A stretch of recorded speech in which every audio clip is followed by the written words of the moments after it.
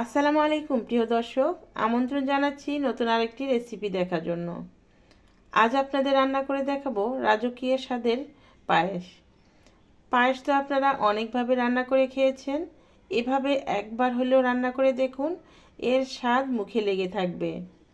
পায়েস রান্না করার সকল প্রকার টিপস আজ আপনাদের সামনে নিয়ে হাজির হয়েছি। চাল ও দুধের পরিমাণ কিভাবে ঠিক রাখবেন, কিভাবে পায়েস খুবই দ্রুত রান্না করবেন, পায়েস রান্না করার পর পায়েস থেকে পানি ছেড়ে দেবে না, সেই সকল টিপস থাকছে আজকের এই রেসিপিতে। তো প্রিয় দর্শক, ভিডিওটি প্রথম থেকে শেষ পর্যন্ত দেখার অনুরোধ রইল। আশা করছি আমার আজকের রেসিপিটি আপনাদের কাছে অনেক ভালো লাগবে। তাহলে চলুন আমরা রাজকীয় স্বাদের পায়েস রান্নার মূল প্রস্তুত প্রণালীতে চলে যাই। এই পায়েস রান্না করার জন্য আমি প্রথমে 3 মুঠ চিনি গুঁড়ার চাল নিয়ে নিচ্ছি। আমি এখানে 2 মুঠ চাল নিয়েছি। চাল ধোয়ার সময় অফ ক্যামেরায় আরও প্রায় 1 মুঠের মতো চাল দিয়েছিলাম। চালটাকে আলতো হাতে এভাবে একটু কষলিয়ে একটা ধোয়া দিয়ে নিচ্ছি, বেশি কিন্তু ধোয়া যাবে না। আর চালগুলো ওজনের দিক থেকে কতটুকু হবে সেটা আমার জানা নেই, আমি হাতের মুঠি দিয়ে মেপে প্রায় 3 মুঠের মতো চাল নিয়েছি। চালগুলো ধুয়ে পানি ঝরিয়ে নিয়েছি আর চালের মধ্যে 1 চামচ ঘি দিয়ে ভালোভাবে মেখে নিচ্ছি। আমি এই চালগুলো প্রায় 10 থেকে 15 মিনিটের জন্য এভাবে ভিজিয়ে রাখবো। আর চালের মধ্যে ঘি দেওয়ার কারণ কি সেটা আপনারা পরে দেখলে বুঝতে পারবেন। এবার পায়েস রান্না করার জন্য আমি চুলায় পাতিল বসিয়েছি আর তার মধ্যে 1 লিটার দুধ দিচ্ছি। এখানে ফ্রেশ দুধ নেওয়ার চেষ্টা করবেন, তাহলে পায়েসের টেস্টের রেজাল্ট কিন্তু ভালো পাবেন। এবার এর মধ্যে দিয়ে দিচ্ছি একটি তেজপাতা আর এখানে 4টি এলাচ নিয়েছি, আর এলাচের বিচিগুলো আমি আলাদা করে নিয়েছি। আর এই বিচিগুলো আমি কখন দেব সেটা আপনাদের দেখিয়ে দেব। আপনারা তো অনেকভাবে পায়েস রান্না করেছেন, এইভাবে একবার হলেও রান্না করে দেখবেন, এই পায়েসের টেস্ট কিন্তু অনেক ভালো আসে। এবার চুলা হাই হিটে রেখে দুধ নাড়াচাড়া করে বলক তুলে নেব। প্রিয় দর্শক, ভিডিওটি স্কিপ করবেন না। পায়েস রান্নার প্রতিটা স্টেপে থাকছে টিপস, সেগুলো ফলো করলে আশা করছি আপনাদের কাছে অনেক ভালো লাগবে আর অনেক উপকৃত হবেন।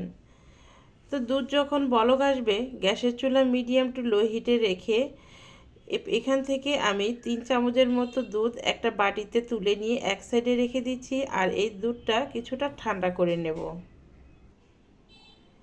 এবার আগে থেকে যে ঘি দিয়ে মেখে চাল আমি রেস্টে রেখেছিলাম, সেই চালের মধ্যে দিয়ে দিচ্ছি। আর চাল এইভাবে যদি দুধের মধ্যে দেওয়া হয় তাহলে চাল একটার সঙ্গে আর একটা লেগে থাকে না, আর পাতিলের তলায় লেগে যাওয়ার ভয় থাকে না, চালগুলো কিন্তু দলাও পেকে যায় না। চালের সঙ্গে ঘি মেখে রাখার ফলে এই পায়েসের টেস্ট খুবই ভালো আসে আর খুবই সুন্দর একটা ফ্লেভার পাওয়া যায়। আর চাল যদি আগে থেকে এভাবে ভিজিয়ে রেস্টে রাখা হয় তাহলে চালটা নরম হয়ে যায়, সেই চাল খুবই দ্রুত সিদ্ধ হয়, সেই ক্ষেত্রে পায়েসটা খুব তাড়াতাড়ি রান্না হয়ে যায়। এবার চালগুলো নাড়াচাড়া করে দেখিয়ে দিচ্ছি, দেখুন চালগুলো একটার সঙ্গে আর একটা লেগে নেই, আর এই চালগুলো পাতিলের তলায়ও কিন্তু দলা পেকে যাওয়ার সম্ভাবনা থাকে না। আমি এই পর্যায়ে দিয়ে দিচ্ছি সামান্য একটু লবণ। মিষ্টি খাবারে লবণ একটু দিলে ভালো লাগে, আপনারা চাইলে লবণ স্কিপ করতে পারেন। আগে থেকে যে দুধ একটা বাটিতে তুলে রেখেছিলাম, এই দুধটা কিছুটা ঠান্ডা করে নিয়েছি। এবার এই দুধের মধ্যে আমি প্রায় 1 কাপের মতো গুঁড়া দুধ দিয়ে দিচ্ছি, দিয়ে ভালোভাবে মিশিয়ে নিচ্ছি। আর এই গুঁড়া দুধের মিশ্রণ পায়েসের মধ্যে কখন দিলে ভালো হবে সেটাও আমি আপনাদের পরে জানিয়ে দেব। আমি এখানে প্রায় 3 মুঠের মতো চালের জন্য 1 লিটার গরুর দুধ নিয়েছি আর প্রায় 1 কাপের মতো গুঁড়া দুধ নিয়েছি। আপনারা যদি এভাবে পায়েস রান্না করেন তাহলে এই পায়েসের দুধ আর চাল কিন্তু একদম পারফেক্ট হবে। প্রায় 10 মিনিটের মতো রান্না করে নিয়েছি, আর এরই মাঝে দেখুন চালটা কিন্তু খুব সুন্দরভাবে কুক হয়ে গেছে। দুধের মধ্যে চাল দেওয়ার পর গ্যাসের চুলা মিডিয়াম টু লো হিটে রেখে পায়েস রান্না করে নিতে হবে। অল্প আছে পায়েসটা রান্না করলে সেই পায়েস কিন্তু খেতে অনেক ভালো লাগে। চাল যখন পুরোপুরি সিদ্ধ হয়ে যাবে সেই পর্যায়ে এখানে দিয়ে দিচ্ছি আগে থেকে যে গুঁড়া দুধের মিশ্রণ করে রেখেছিলাম, সেই গুঁড়া দুধের মিশ্রণটা দিয়ে দিচ্ছি, দিয়ে ভালোভাবে নাড়াচাড়া করে নিচ্ছি। আর পাতিলের সাইডে যে সরগুলো পড়ে যাবে এই সরগুলো কিন্তু আস্তে আস্তে এইভাবে ছাড়িয়ে নিতে হবে। অল্প আঁচে পায়েস যখন রান্না করবেন তখন পায়েসের উপরেও সর পড়বে, পাতিলের সাইডেও সর পড়বে। এই সর বেশি রকম যখন পড়বে তখন পায়েসের স্বাদ কিন্তু অনেক গুণ বেড়ে যাবে। রাইসটা যখন পুরোপুরি সেদ্ধ হয়ে যাবে তখন দিয়ে দিচ্ছি এখানে প্রায় 1 কাপের মতো চিনি। আপনারা আপনাদের টেস্ট অনুযায়ী চিনি দেবেন। চাল সেদ্ধ হওয়ার আগে যদি চিনি দেওয়া হয় তাহলে সেই চাল সেদ্ধ হতে অনেক সময় লাগে, আর পায়েসটাও কিন্তু খেতে বেশি একটা ভালো লাগে না। আচ্ছা, চিনি দেওয়ার পরে চিনিটা যখন গলে যাবে তখন অনেকটা কিন্তু চিনি থেকে পানি ছেড়ে দেবে।